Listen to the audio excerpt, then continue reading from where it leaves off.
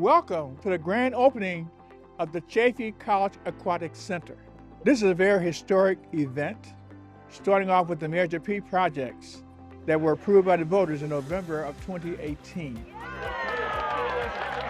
This is about our community, our students, and the legacy for years to come. This is the nicest pool that I've gotten to swim in. It brought our team closer together, I think, than compared to last year. With the new aquatic center, I'm so excited. We can all hang out here and then come closer and become a family. And Coach has the conference room, so I could do all my work here if I need to. And so being a Panther and saying that this is my pool, it's a great feeling. It's amazing. The first day of actual practice, I just honestly stood in the corner over there for probably 5-10 minutes and just took it all in. It was definitely emotional, for sure. Held back tears. It's a huge moment for us. We have swim and water polo, so they finally have their facility. They can host events, but we also have an activity class for just regular students to come.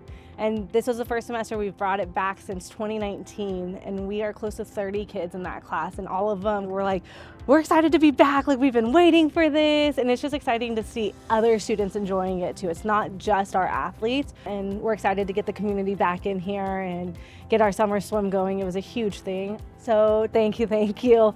We just can't thank the taxpayers enough. It's a lot of money to get a pool going, but what it brings back to the community and to the people using it, we can't put a price on that. Truly, from the bottom of my heart, representing the whole team, thank you. Thank you so much for helping us. Thank you to the taxpayers, because we wouldn't have done this without you guys.